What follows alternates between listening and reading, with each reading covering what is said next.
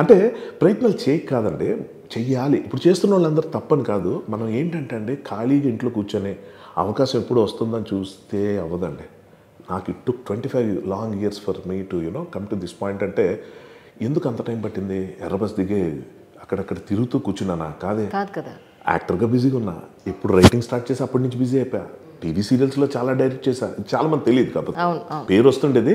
Like I never promoted myself. Correct. మరి అంత పెద్ద మనం సినిమాకి రైటర్ నేను అన్న విషయం ఇప్పటికీ చాలా మందికి తెలియదు. 80% తెలియదు అండి. 80% తెలియదు. Exactly, I do accept. అవును, చాలా మంది ఇంకా స్టోరీ రైటర్ అనుకుంటారు. బాబు స్టోరీ కాదు, దాంట్లో స్క్రీన్ ప్లే కొంతమంది అంటే నాకు ఇందులో క్రెడిట్ ఇచ్చారో అది అర్థం చేసుకుంటే చాలు.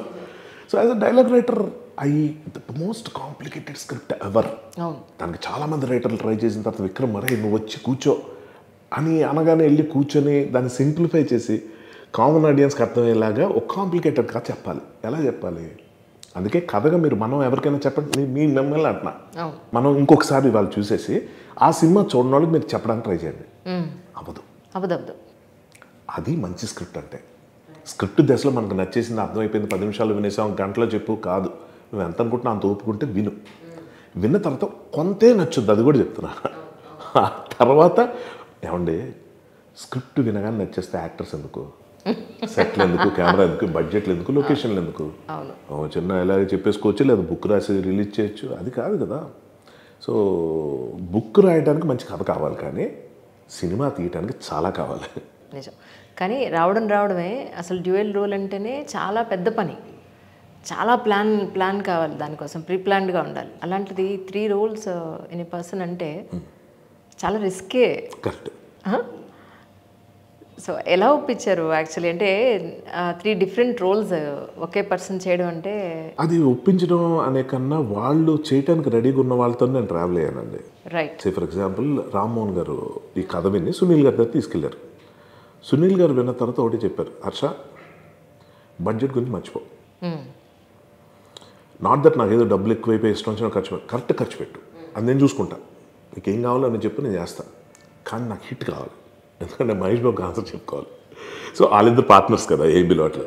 సో నేను ఒకటి చేసి మన సుధీర్ బాబుకి పెద్ద హిట్ వేస్తున్నా, నా ప్రైడ్తో తెస్తున్న సినిమా ఇది.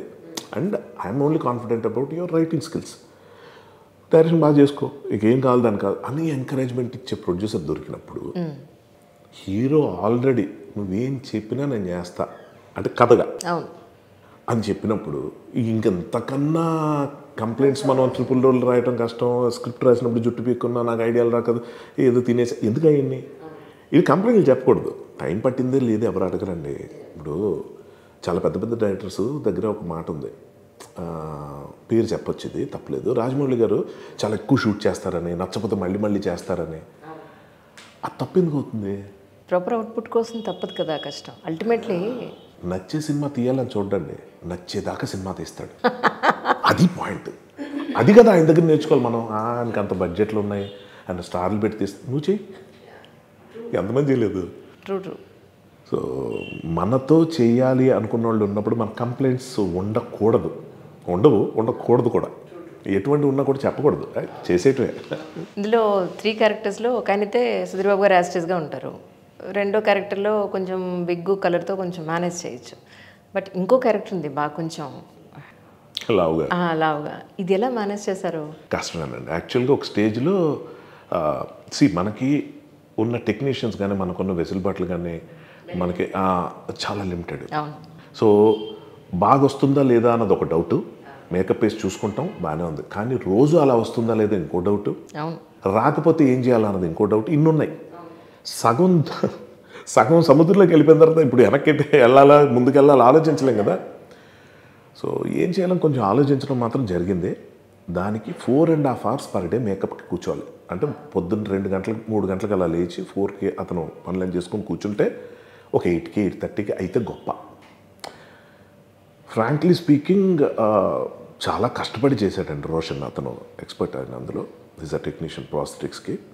కానీ at times things use to go different. కొంచెం తేడాగా వచ్చేది, కొంచెం లూజ్గా అనిపించేది, పోస్ట్ ప్రొడక్షన్లో కరెక్ట్ చేయొచ్చు అనిపించేది. కానీ అది అవుతుందా లేదా టెన్షన్ ఉంది. ఒక స్టేజ్కి వచ్చిన తర్వాత అసలు ఆలోచన పెడదామా లేదా, ఇవన్నీ వచ్చి మార్చేద్దామా, ఇంకో రకంగా ఏదో చేద్దామా అనుకున్నాక నేను అనుకున్నా సినిమా అన్నది ముందు ఎమోషన్ ఇంపార్టెంట్. కథ. ఆ కథలోకి జనం తీసుకెళ్ళగలిగితే ప్రేక్షకుడిని, హెయిర్ స్టైల్ ఎలా ఉంది, కాస్ట్యూమ్ ఎలా ఉంది, వెనక సెట్ ఎలా ఉంది, ఇవన్నీ చూడొచ్చు. కానీ వాటి మీదకి కథ నడిపించేటప్పుడు ఇవన్నీ క్షమించేస్తారండి. కథ నడవకపోతేనే ఇవన్నీ మాట్లాడతారు. అలాగని తప్పులు చేయొచ్చా? కాదు. మనకి చేయడానికి లేదు. అర్థం నుంచి ఖర్చు పెట్టడానికి ప్రొడ్యూసర్ రెడీ, టెక్నీషియన్ రెడీ. ఇతను 4 గంటలు కాదు 5 గంటలైనా కూర్చుని అన్నీ జరిగినప్పుడు చిన్న చిన్నవి జరిగాయి. పోస్ట్ ప్రొడక్షన్లో బాగా చేయగలిగాం, కొన్ని ఉన్నాయి. బట్ మనం ఏం చేయలేం. ఎందుకంటే గ్రాఫిక్ వేస్తేనే మన వాళ్ళు ఎంత ఆర్టిఫిషియల్గా ఉందిరా బాబు అని చెప్పేస్తున్నారు. అవును. ఇప్పుడు ఒక సినిమాకి చాలా పెద్దవాళ్ళ సినిమా చూసి దీనికి ఇన్ని కోట్లు ఖర్చు అయ్యని ప్రీ రిలీజ్ ఈవెంట్లో చెప్తే దాన్ని మీమ్స్ వాడేశారు. వాడేసి ఎంత ఖర్చు ఉందని తీరా చూస్తేనేమో ఇది ఇలాగే ఉంది అని చెప్పాలి. సో చాలా జడ్జ్ చేసేస్తున్నారు ఈ రోజుల్లో. అండి ప్రేక్షకుడికి నచ్చేది కథ కాదండి, అంటే అది అన్ని ఇంపార్టెంటే, నిజాయితీ ఇష్టం. ఇది కరెక్ట్, అబ్సల్యూట్లీ. మనం ఎంత నిజాయితీగా చెప్పేస్తామో, అరే బాబు మేము ఇది అనుకున్నాం, ఇది వచ్చింది, ఇది బాగా రాలేదు, వచ్చింది ఎలా ఉందో చెప్పు స్వామి అంటే ఆడు చెప్తాడు. అంతేగాని మేము ఎంత పీకాం దయచేసి అలాంటి మాట్లాడకూడదు కదా అని చెప్పి నా ఫీలింగ్. చాలా సింపుల్ అండి. మనం ఎక్కువ ఇచ్చేసుకుంటాం. ఆ ప్రేక్షకుల కోసం ఏం చేసాం, అరే ఫస్ట్ నువ్వు ప్రేక్షకుడు, అది గుర్తుపెట్టుకో. ట్రూ. అమ్మేయటానికి చూసే ప్రాసెస్లో మనం చేసే, ఇప్పుడు ఫర్ ఎగ్జాంపుల్ మొన్న మంచి ఇంటర్వ్యూ చేశారు మీరు పాలు గురించి. అది పెద్ద కాంట్రవర్షియల్ టాపిక్. ఇప్పుడు పాలు అన్నది మనం రోజు పిల్లలకి ఇచ్చే దాంట్లో, ఏజ్డ్ పీపుల్కి ఇచ్చే మంచి ఫుడ్ అది. అందులో ఎన్ని కల్తీలు జరుగుతున్నాయి అన్న దాంట్లో మనం ఇప్పుడున్న పెద్ద కంపెనీస్, ఇది పెద్ద వాళ్ళు బ్యాకింగ్ చేస్తున్న కంపెనీస్లో ఎన్ని కల్తీలు జరుగుతున్నాయి చూసి నోరు కదపలేని పరిస్థితి మనది. వాళ్ళకు కూడా తెలుసా తప్పని, కానీ మనం కాబట్టి ఇంకోటి చేసేస్తాడు. ఇది జనం ఇమ్యూనిటీ వచ్చేసిందేమో, ఆయనకి ఏదైనా అయితే మనం ఏం చేస్తాం, అది కొంచెం మోతాదు.